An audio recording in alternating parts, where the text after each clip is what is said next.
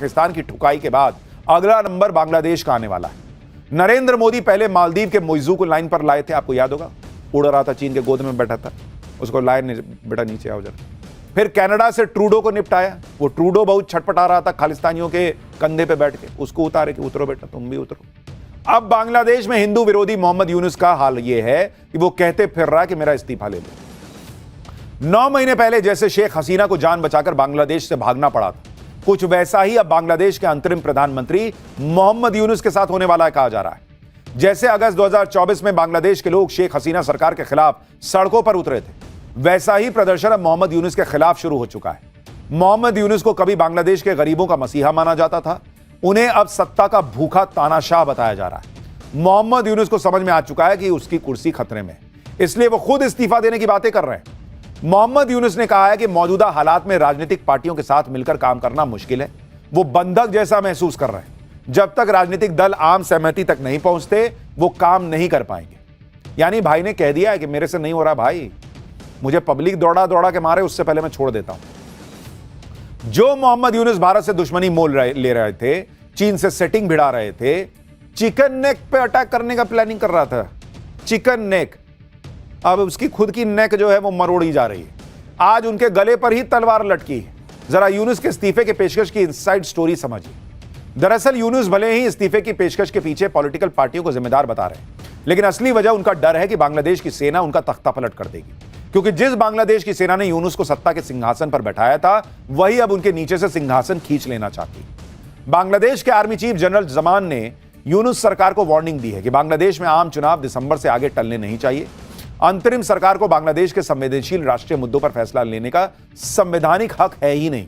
राष्ट्रीय सुरक्षा से जुड़े फैसलों में सेना को नजरअंदाज करना बर्दाश्त नहीं किया जाएगा।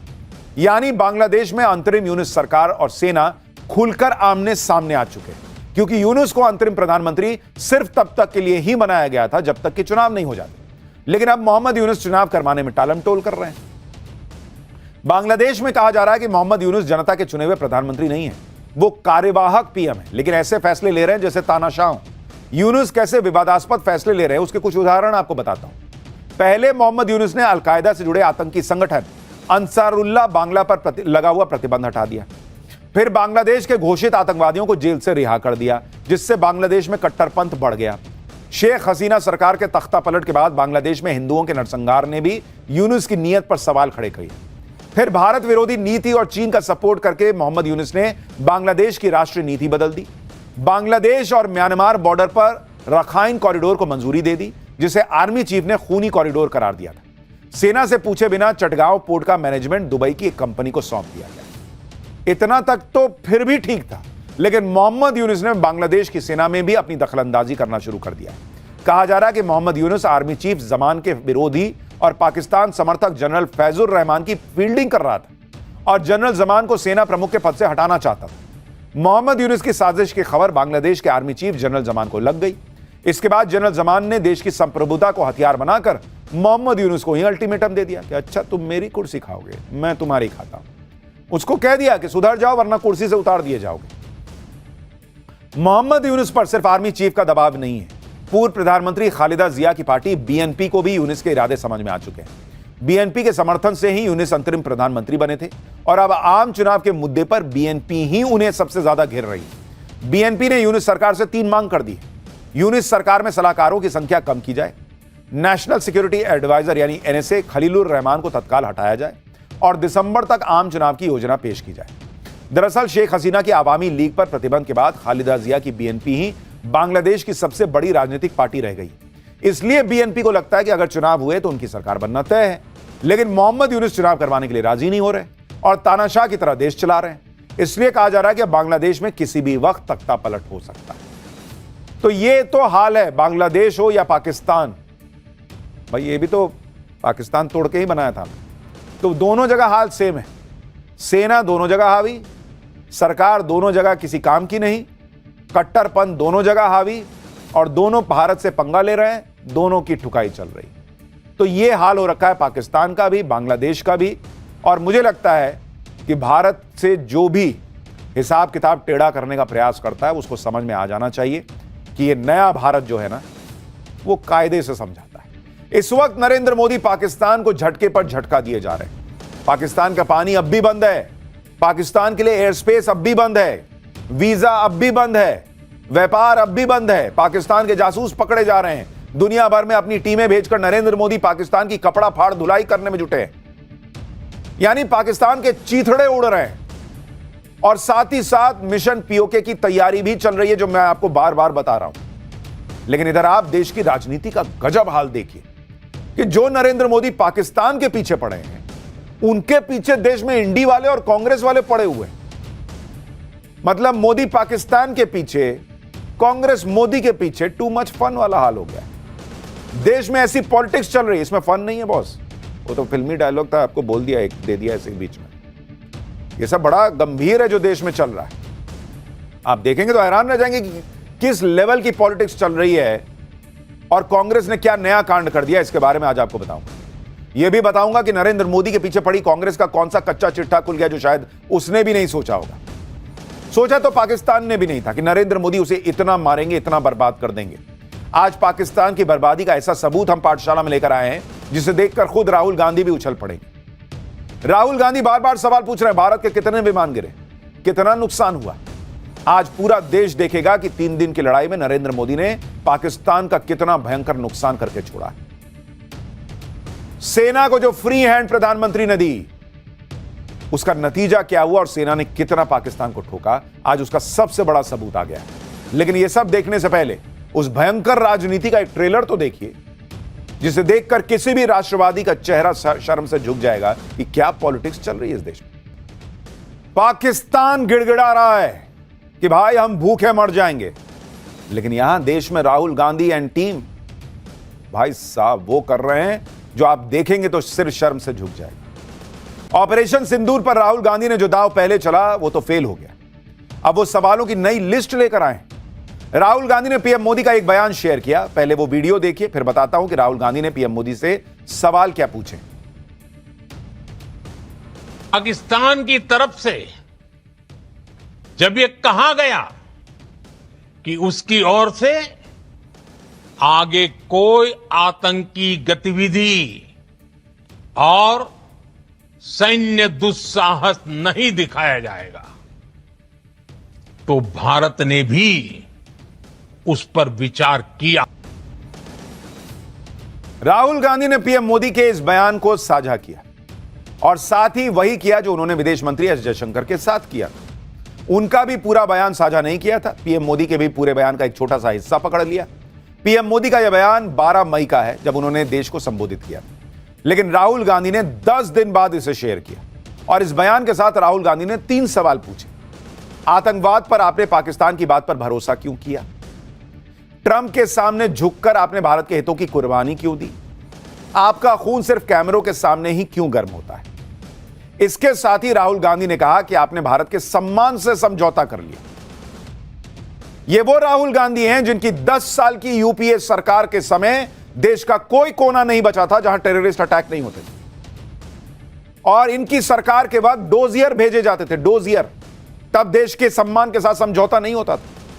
26/11 हमले के बाद राहुल गांधी कहां थे? अखबारों की कटिंग्स हमने आपको दिखाई थी, कहा गया था कि पार्टी कर रहे थे। कांग्रेस पार्टी जो उस वक्त आतंकी हमले रोक नहीं पाती थी, एक के बाद एक होते थे, आज वो पूछ रही है कि क्या आपने समझौता कर लिया? राहुल गांधी जो सवाल पूछ रहे हैं उसके जवाब सरकार पहले ही अलग अलग मंचों पर दे चुकी है। जहां तक खून गर्म होने की बात है तो ये सवाल वो पूछ रहे हैं जिनका खून 26/11 जैसे आतंकी हमले के बाद भी ठंडा पड़ा हुआ था। इतना ही नहीं, विदेश मंत्री एस जयशंकर तो इंटरनेशनल मीडिया को इंटरव्यू देकर पूरी दुनिया को बता रहे हैं कि भारत और पाकिस्तान के बीच कोई तीसरा पक्ष नहीं आया। तो फिर ट्रंप के सामने झुकने का सवाल कहां से पैदा होता है बॉस? आपको अपने देश के विदेश मंत्री, अपने देश के विदेश मंत्रालय, अपने देश के प्रधानमंत्री पे भरोसा नहीं है, और जो ट्रंप का बयान फ्लिप फ्लॉप हो रहा है उस ट्रंप पे भरोसा हो गया। एस जयशंकर ने इंटरनेशनल मीडिया को बताया कि कैसे भारत ने पाकिस्तान को जब बुरी तरह से ठोका तो पाकिस्तान सीज फायर के लिए गिड़गिड़ाने लगा था। जयशंकर दुनिया को जाके बता रहे हैं भाई कि पाकिस्तान को बहुत मारा है। राहुल गांधी को दिख नहीं रहा है? विदेश मंत्री विदेश के चैनल पर बैठकर विदेशी धरती पर दुनिया को बता रहे हैं कि पाकिस्तान को इतना बुरा मारा कि वो अलबला गया। और तब वो बातचीत के लिए आया। राहुल गांधी कह रहे हैं कि आपने उस पर भरोसा कैसे कर लिया, आपने जो है वो सिर झुका दिया और पता नहीं क्या क्या बोल रहे हैं। जो बात पूरी दुनिया को समझ में आ रही है वो बात राहुल गांधी या उनकी टीम को समझ में नहीं आ रही होगी। वो जानबूझ के नहीं समझना चाह रहे। इनको आग लगी हुई है कि भाई ऑपरेशन सिंदूर में मोदी का नाम हो रहा है, देश की ताकत दिख रही है।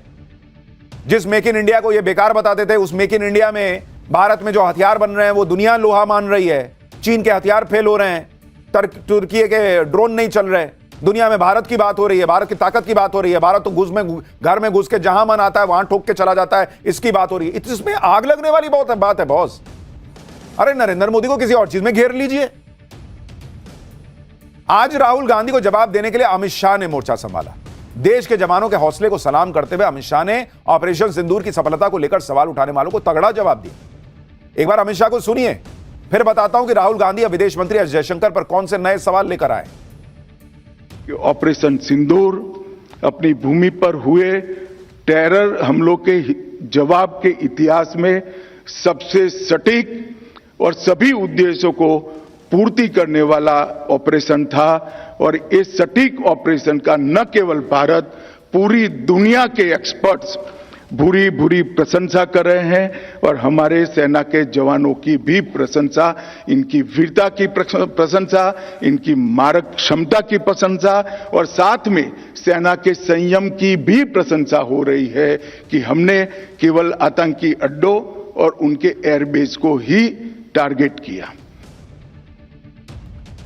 किसी देश को आतंकी हमले का कैसा जवाब देना चाहिए यह अमित शाह ने राहुल गांधी को समझा दिया, और पाकिस्तान को भी। पाकिस्तान तो शायद डर के मारे समझ जाए, लेकिन राहुल गांधी नहीं रुक रहे भाई।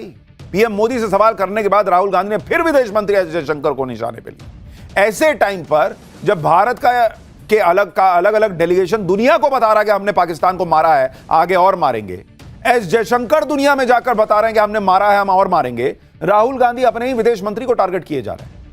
राहुल गांधी ने विदेश मंत्री से फिर 3 सवाल पूछे कि भारत को पाकिस्तान के साथ क्यों जोड़ दिया गया, पाकिस्तान की निंदा करने में एक भी देश ने हमारा साथ क्यों नहीं दिया, ट्रंप को भारत और पाकिस्तान के बीच मध्यस्थता करने के लिए किसने कहा। इसके साथ ही राहुल गांधी ने लिखा कि विदेश नीति धराशायी हो गई। राहुल गांधी के हमले से बीजेपी भी आक्रामक हो गई है। बीजेपी कह रही कि राहुल गांधी तय कर लें कि क्या वो नेता प्रतिपक्ष हैं या पाकिस्तान के निशाने पाकिस्तान है। सुनिए एक बार बीजेपी को, फिर आपको बताता हूं कि कैसे खुद कांग्रेस के नेता भी राहुल गांधी की इस पॉलिटिक्स से खुद को किनारा कर रहे हैं।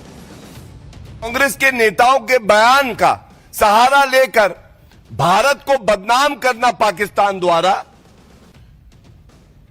और आपका मौन रहना, यह चिंताजनक है। आप तय कीजिए राहुल गांधी जी, आप किस तरफ हैं?